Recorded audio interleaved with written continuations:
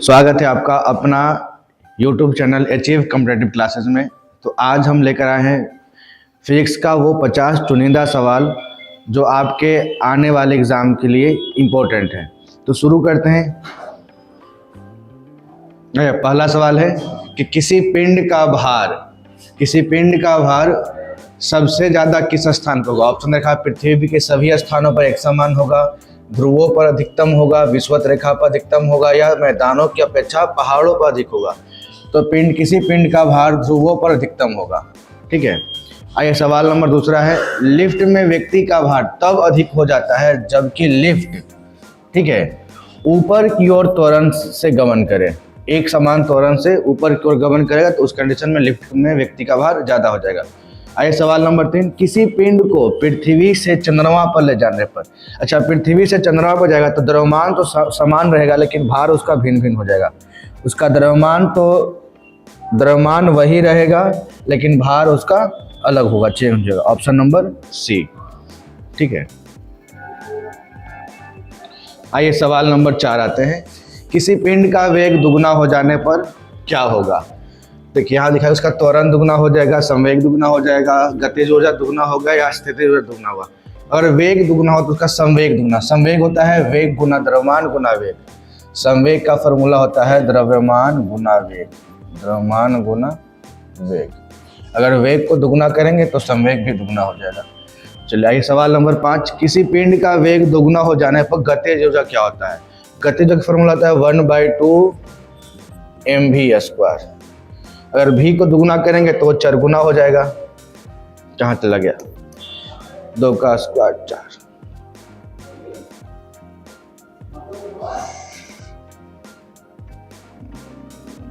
ठीक है। किसी पिंड का वेग दुगुना हो जाने पर उसकी गतिज ऊर्जा कितना गुना, 4 गुना। ठीक है।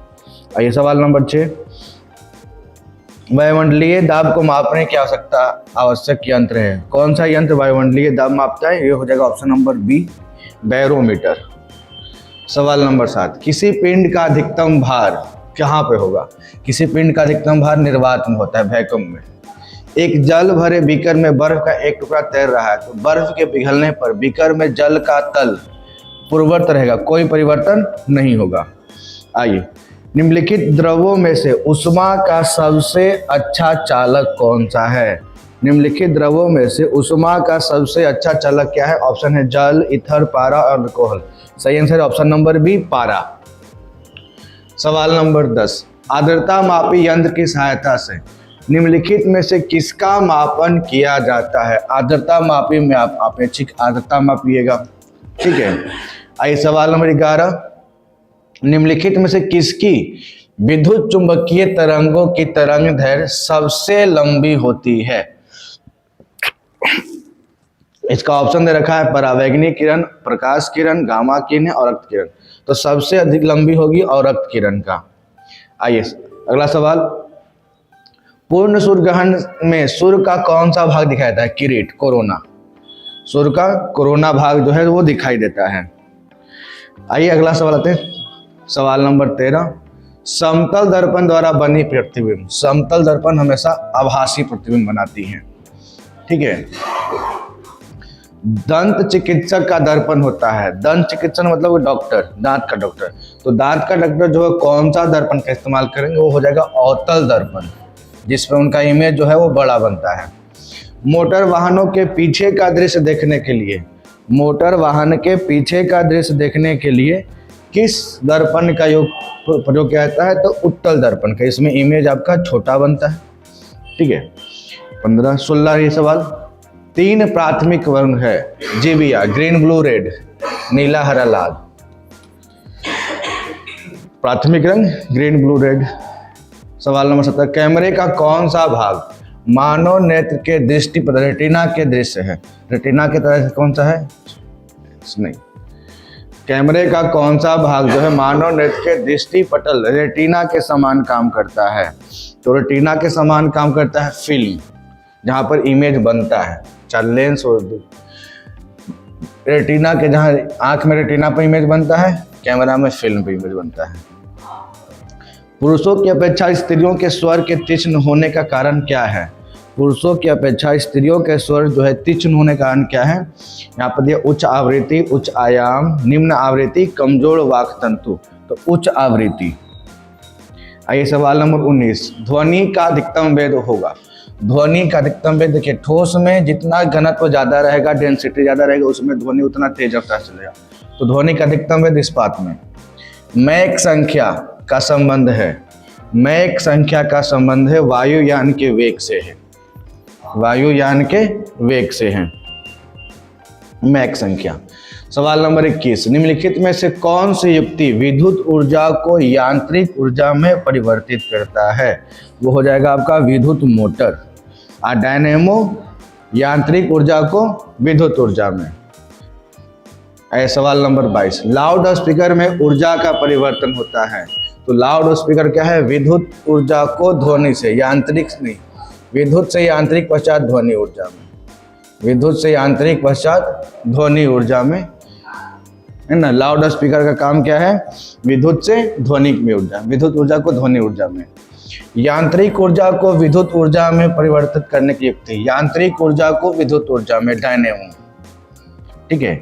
विद्युत परिपथ में फ्यूज का कार्य क्या है?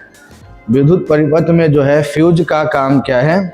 तो वो हो जाएगा आपका ऑप्शन रखा, बिजली के झटके से बचाना, धारा के प्रवाह को नियमित करना, अतिभारण मतलब ओवरलोडिंग या लघु पतन की स्थिति में परिपथ को भंग करना। ये सही आंसर है। ओवरलोड होने पर वो फ्यूज का तार टूट जाता है, वही। आइए सवाल नंबर 25, परमाणु की प्रभावी त्रिज्या कितनी है?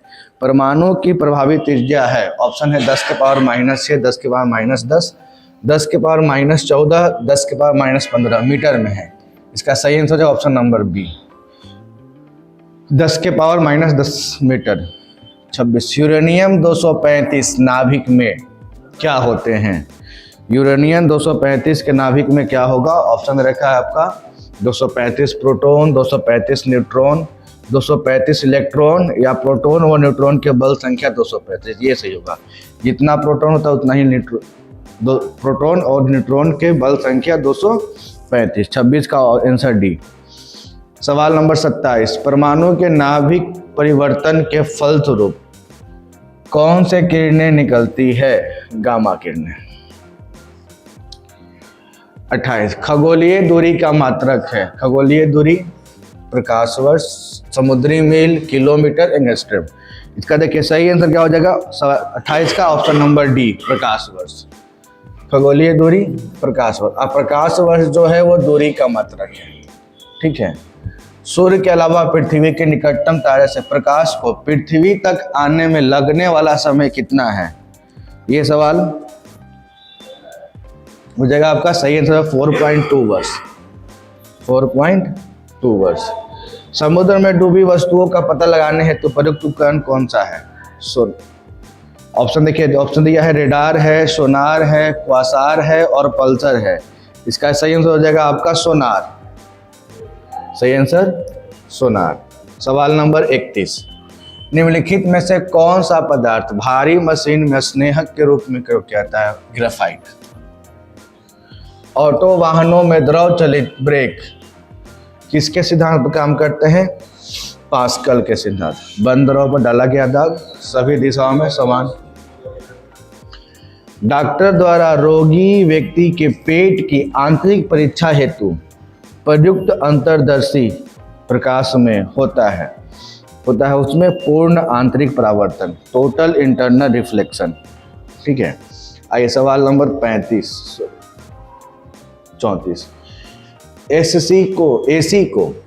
एसी को डीसी में परावर्तन करने की युक्ति कौन सी है? एसी को डीसी में बदलने वाला युक्ति कौन सा है? ट्रांसफार्मर है, दस्तकारी है, करंट कुंडली है और डायनेमो रेक्टिफायर। एसी को डीसी में बदलता है। प्रकाश के वेग की तुलना में रेडियो तरंग का वेग क्या है? प्रकाश के वेग की तुलना में रेडियो तरंग का वेग होता है एक समान। ठीक है। निम्नलिखित में से कौन सा जोड़ा कण प्रतिकरण है? इलेक्ट्रॉन और पॉजिट्रॉन। ऑप्शन नंबर सी। 49, प्रसिद्ध बिग बैंग थ्योरी किस मुख्य सिद्धांत पर आधारित है? बिग बैंग थ्योरी जो है वो किसके सिद्धांत पर आधारित है? इसका सही आंसर डॉपलर प्रभाव, डॉपलर इफेक्ट पर आधारित है बिग बैंग थ्योरी। कोबाल्ट 60 कौन से विकिरण निकलती हैं? कोबाल्ट 60 जो है वो कौन से विकिरण को निकालती है? इनसे जाएगा गामा रे। कोबाल्ट 60 जो है वो गामा रे निकालती है। आइए सवाल 39, गुरुत्वाकर्षण नियमों के आविष्कारक थे। गुरुत्वाकर्षण के नियम के आविष्कारक कौन थे? ऑप्शन दे रखा है एडिसन, न्यूटन, फैराडे और इनमें से कोई नहीं। गुरुत्वाकर्षण के नियम के आविष्कारक कौन थे? न्यूटन। आइए सवाल 39, शून्य में स्वतंत्र रूप से गिरने वाली वस्तुओं का समान हो सकता है। शून्य में स्वतंत्र रूप से गिरने वाली वस्तुओं का त्वरण समान हो सकता है। सही आंसर हो जाएगा ऑप्शन नंबर सी। एक गतिशील बस में अचानक ब्रेक लगाने से सवारी आगे की ओर झुक जाती है, ये किस नियम का पालन करता है?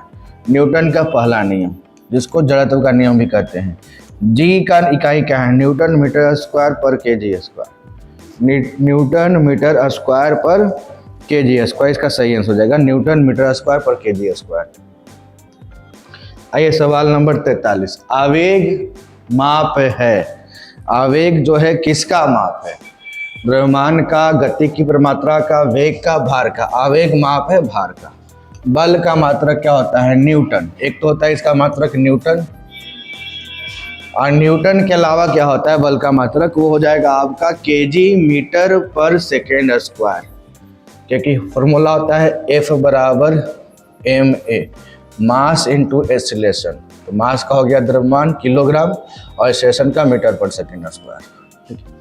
आइए, 1 माइक्रोन बराबर होता है, 1 माइक्रोन जो है वो किसके बराबर होगा?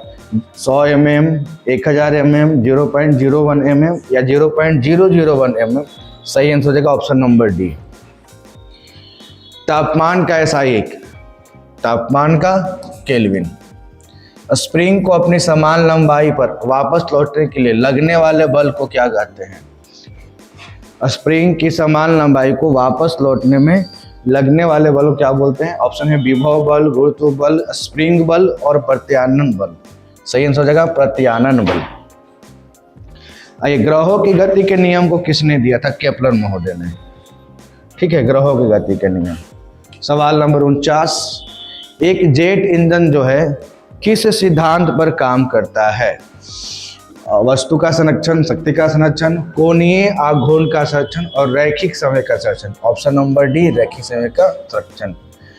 अगला सवाल है कि यदि एक कण का वेग अपने आरंभिक मान का 1/3 कर दिया जाए तो कण का गति हो जाए 1/3, 1/3 का स्क्वायर हो जाएगा 1/9। 1/9 दिख रहा है ऑप्शन नंबर बी में। तो ये आपका 50 चुनिंदा सवाल है जो आपका समाप्त होता है। जिसने भी अभी तक वीडियो चैनल पर नए हैं वो वीडियो को लाइक करें और चैनल को सब्सक्राइब कर लें।